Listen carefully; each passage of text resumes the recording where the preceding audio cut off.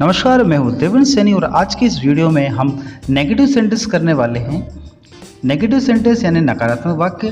पर इस वीडियो में हम हिंदी के सेंटेंस को नेगेटिव नहीं बना रहे हैं। एक इंग्लिश का सेंटेंस रहेगा, एफर्मेटिव सेंटेंस रहेगा, उसे इंग्लिश में कैसे नेगेटिव बनाना है उसको हम सीखने वाले हैं। बहुत ही सिंपल मेथड है, उसमें हमको ज़्यादा टेंस का यूज़ नहीं करना है, केवल कुछ स्टेप्स है उसको फॉलो करेंगे और सेंटेंस हमारा नेगेटिव बन जाएगा। तो चलिए देखते हैं। यहाँ पर हमारे सामने वर्कशीट आ गई है और कैसे करना है हम बहुत ही सिंपल मेथड में सीखने वाले हैं। एक स्ट्रक्चर दिया हुआ है, उसमें सबसे पहले है सब्जेक्ट, उसके बाद फिर है हेल्पिंग वर्ब, फिर मेन वर्ब और object. Subject, helping verb, main verb और ऑब्जेक्ट, इसी की मदद से हम पूरा नेगेटिव सेंटेंस करने वाले हैं। इस स्ट्रक्चर में हमें दो चीज़ हमारे लिए बहुत महत्व है। पहले है हेल्पिंग वर्ब, और कौन कौन से हेल्पिंग वर्ब, जितने 12 हमारे टेंस होते हैं उनमें जो भी हेल्पिंग वर्ब होता है, जैसे is, am, are, was, were, has, have, had, और फिर मॉडल हेल्पिंग वर्ब जैसे will, would, shall, should, can, could, may, might और मस्ट, ये हेल्पिंग वर्ब होता है। तो हमने पहली कंडीशन बनाई है हेल्पिंग वर्ब की, और इसके अलावा यहाँ पर हम देखेंगे ये हेल्पिंग वर्ब है। यदि सेंटेंस में हेल्पिंग वर्ब नहीं होता है तो उसके बाद फिर जो मेन रोल शुरू होता है वो होता है मेन वर्ब का, ठीक है ना। हेल्पिंग वर्ब किसी सेंटेंस में नहीं है तो फिर हम यहाँ पर मेन वर्ब पे आते हैं, और मेन वर्ब की हमने यहाँ पर 3 कैटेगरी बना के रखी है। पहला मेन वर्ब का फर्स्ट फॉर्म, दूसरा मेन वर्ब में एस, और तीसरा है मेन वर्ब का सेकेंड फॉर्म। ये हमारे सामने कंडीशन है। तो कुछ कंडीशंस हो गई, पहला है हेल्पिंग वर्ब की कंडीशन, दूसरा मेन वर्ब का फर्स्ट फॉर्म, फिर मेन वर्ब में एस और फिर मेन वर्ब का सेकंड फॉर्म। एक इम्पेरेटिव सेंटेंस वाली कंडीशन है। इम्पेरेटिव सेंटेंस वो होता है जिसमें सब्जेक्ट नहीं होता है, उसे हम कहेंगे इम्पेरेटिव सेंटेंस। तो चलिए देख लेते हैं हम कि सेंटेंस नेगेटिव कैसे बनेगा। केवल इतने ही स्टेप्स हैं और इसकी मदद से हमने सेंटेंस बनाना है। यदि किसी सेंटेंस में हेल्पिंग वर्ब रहता है, ये हेल्पिंग हम साइड में देख रहे हैं, तो पहली बात तो ये है कि not is compulsory in every condition. सभी कंडीशन में नॉट कंपलसरी है। यदि हेल्पिंग वर्ब रहता है तो उस हेल्पिंग वर्ब के बाद आपने नॉट लगा देना, जैसे कि is not, am not, are not, was not, were not, सबके बाद आप नॉट लगाइए, सेंटेंस हमारा नेगेटिव बन जाएगा। बहुत ही सिंपल मेथड है। इसके अलावा यदि मेन वर्ब में हेल्पिंग वर्ब नहीं है और मेन वर्ब का फर्स्ट फॉर्म है, यदि सेंटेंस में मेन वर्ब का फर्स्ट फॉर्म दिया है तो वहाँ पर हमने डू नॉट लगाना है, ठीक है। मेन वर्ब में एस दिया है तो हमने वहाँ पर डज नॉट लगा देना है। और लास्ट कंडीशन ये है कि यदि सेंटेंस में मेन वर्ब का सेकेंड फॉर्म दिया है तो डिड नॉट लगा देना है। सिंपल कंडीशन, उसके ज़्यादा हमें, इससे ज़्यादा हमें कुछ उसमें नहीं करना है। तो हेल्पिंग वर्ब के बाद नॉट आएगा, first form do not, S, does not और सेकेंड फॉर्म डिड नॉट। इसके अलावा यदि सेंटेंस हमारा इम्पेरेटिव है, जिस सेंटेंस में सब्जेक्ट नहीं रहता है, परंतु उससे पहले एक चीज़ और देखें, हम किसी सेंटेंस में जब डू, डज और डिड लगाते हैं तो मेन वर्ब का फर्स्ट फॉर्म हमको लिखना है। ये बात आपको हमेशा ध्यान रखना है। जिससे भी सेंटेंस में डू, डज और डिड लगाते हैं उसमें हम मेन वर्ब का फर्स्ट फॉर्म लगाते ही हैं। चलिए अगली कंडीशन देखते हैं। यदि सेंटेंस हमारा इम्पेरेटिव है, यानी सेंटेंस में सब्जेक्ट है ही नहीं, तो उसे नेगेटिव बनाने के लिए हमने वहाँ पर लगाना है डू नॉट। ना डज नॉट ना डिड नॉट, केवल डू नॉट ही लगाया जाता है। तो ये हमारी कंडीशन थी। चलिए हम अब वन बाय वन एक ही कंडीशन को देखते हैं। पहली कंडीशन थी हेल्पिंग वर्ब के बाद हमने नॉट लगाना है।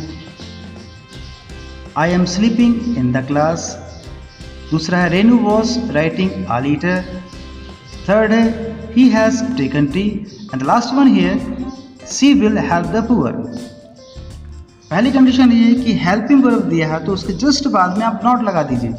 अब हेल्पिंग वर्ब कौन कौन से होते हैं यहाँ पर हम देख सकते हैं, is, am, are, was, were, has, have, had, will, would, shall, should, can, could, may, must, might. तो इसमें दिया हुआ एम वर्ब है तो एम के बाद नॉट लगा दीजिए। तो I am not sleeping in the class. बहुत सिंपल कंडीशन है।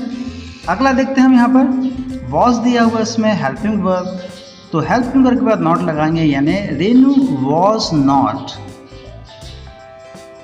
Writing a letter. Next condition has helping verb है यहाँ पर, उसके बाद भी हमने नॉट लगाना है, तो he has not taken T. Last example देखेंगे हम, she will help the poor, तो विल हेल्पिंग वर्ब है तो विल के बाद नॉट लगाइए, सेंटेंस हमारा नेगेटिव बन जाएगा। इसी प्रकार से कोई सा भी हेल्पिंग वर्ब होगा उसके बाद आप नॉट लगाइए, सेंटेंस हमारा नेगेटिव बन जाना है। अगला कंडीशन देखते हैं, यदि किसी सेंटेंस में मेन वर्ब का फर्स्ट फॉर्म हो, कोई भी हेल्पिंग वर्ब नहीं हो, फिर से ध्यान देवें, यदि सेंटेंस में कोई भी हेल्पिंग वर्ब नहीं हो और मेन वर्ब का यदि फर्स्ट फॉर्म आता है और उस सेंटेंस को जब हम नेगेटिव बनाएंगे तो उसमें हमने सब्जेक्ट के जस्ट बाद में डू नॉट लगाना है। जी हाँ, मेन वर्ब का फर्स्ट फॉर्म होने पर उसमें हमने डू नॉट लगाना है। कुछ एग्जांपल्स हमने यहाँ दे रखे हैं, देखिए, you draw a picture, draw is a first form here, तो यहाँ पर हम क्या लगाएंगे, do not, so you do not draw a picture. Next example here, they reply letters in time, reply is first form of the main verb here. Condition वही simple है, first form होने पर हम डू नॉट लगाते हैं, तो they do not reply letters in time. अगला condition देखते हैं, फिर से यहाँ पर आई ब्रिंग मेडिसिन, तो ब्रिंग फर्स्ट फॉर्म है इसलिए डू नॉट लग जाएगा। इस प्रकार से यहाँ पर यदि सेंटेंस में मेन वर्ब का फर्स्ट फॉर्म है तो हमने डू नॉट लगाना है और मेन वर्ब का फर्स्ट फॉर्म पहले से दिया हुआ। चलिए अगला देखते हैं हम यहाँ पर, यदि किसी सेंटेंस में कोई भी हेल्पिंग वर्ब नहीं है और मेन वर्ब में एस या ई दिया है, दिया मेन वर्ब में एस या ई एस दिया है, तो हमने उसे नेगेटिव बनाने के लिए डज नॉट लगाना है। सब्जेक्ट के जस्ट बाद में डज नॉट लगाइए और मेन वर्ब को फर्स्ट फॉर्म करेंगे। जैसे सी कैचेस, यहाँ पर थोड़ा सा CATCH दिख नहीं रहा है, तो कैचेस है इसलिए डज नॉट लगेगा और मेन वर्ब का फर्स्ट फॉर्म हो जाएगा, तो she does not catch the बस।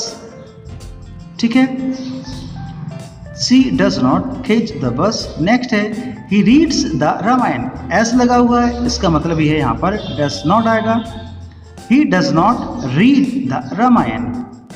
अगला एग्जाम्पल भी मेन वर्ब में एस लगा हुआ है, तो यहाँ पर सब्जेक्ट के बाद लगेगा डज नॉट और मेन वर्ब का फर्स्ट फॉर्म, तो it does not rain heavily.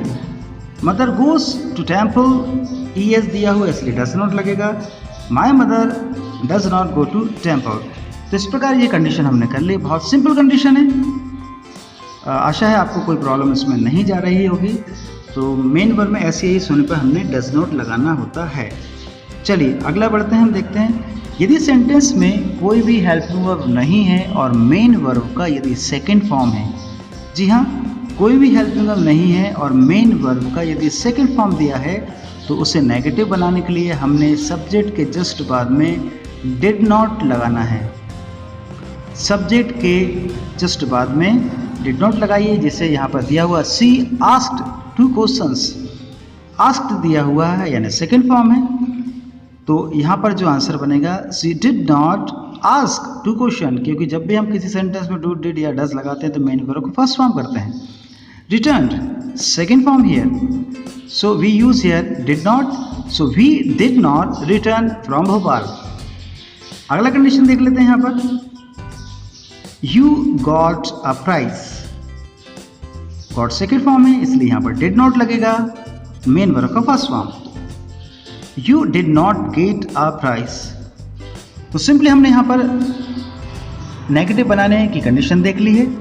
Sentence यदि इम्पेरेटिव है, इम्पेरेटिव यानी जिस सेंटेंस में सब्जेक्ट नहीं होता है उसे कहते हैं, उसमें हमने हमेशा डू नॉट ही लगाना है, उसमें ना तो डज नॉट लगेगा ना ही डिड नॉट लगेगा, केवल डू नॉट लगाना है। जैसे help the poor, do not help the poor, sit down, do not sit down, call the police, do not call the police. Last है प्लीज गो देयर, तो यहाँ पर मेन वर्ब के पहले डू नॉट आता है हमेशा, तो प्लीज़ जो है उसे के बाद हमने डू नॉट लगाना है और सेंटेंस हमारा नेगेटिव बन जाएगा, please do not go there. तो बहुत सिंपल कंडीशन है यहाँ पर नेगेटिव बनाने की। चलिए आगे देखते हैं। इसके अलावा ज़रूर नहीं है कि सेंटेंस को नेगेटिव बनाने के लिए हम नॉट लगाएं। कभी कभी कुछ ऐसे वर्ड्स रहते हैं जिन्हें हमें रिप्लेस करना होता है। ऐसे कुछ वर्ड्स यहाँ पर दिए गए हैं। यदि सेंटेंस में ऑलवेज दिया है तो इसके स्थान पर हमें नेवर लगाना है, एवर को नेवर बनाना है, और नॉर सम के स्थान पर नो आएगा, और ऑफन के स्थान पर सेल्डम आएगा। ऐसे वर्ड्स हैं जिनको नेगेटिव बनाने के लिए नॉट की आवश्यकता नहीं पड़ती है, सीधे वर्ड्स को हम रिप्लेस कर देते हैं। चलिए कुछ एग्जांपल्स देखते हैं ताकि हमें समझ में आ जाए। He always comes late. अब जब इसको नेगेटिव बनाएंगे, so in place of always we use never. So the answer here, he never comes late. जब हम किसी सेंटेंस में डू डिड डज लगाते हैं तभी हमें मेन वर्ब को फर्स्ट फॉर्म करना होता है। अदरवाइज यदि इस प्रकार के सेंटेंस में वर्ब जैसा है वैसे के वैसे कॉपी करते हैं। जैसे यहाँ पर दिया हुआ है, she did something for me, some के स्थान पर नो आएगा, तो she did nothing for me, और सेंटेंस नेगेटिव हो गया। Raj often sings a song. In place of often we use here seldom. So the negative sentence here is, Raj seldom sings a song. Raj seldom sings a song. तो ये हमारा negative sentence बन गया है। बहुत ही सिंपल मेथड है, यहाँ पर टेंस की आवश्यकता भी नहीं पड़ रही हमें। एक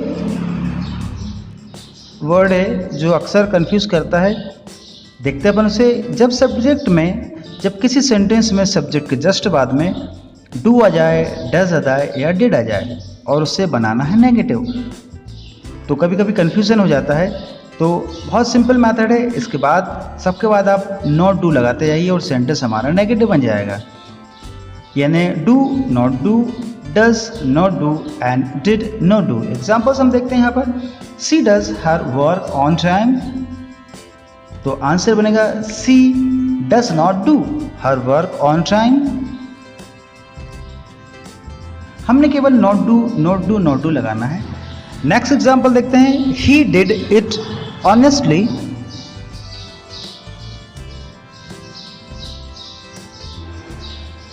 ही डिड इट ऑनेस्टली, तो डिड के बाद नॉट डू लगाइए।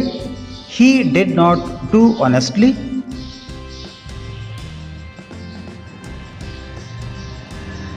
लास्ट देखते हैं हम यहाँ पर, they do their work. So the answer here, they do not do their work.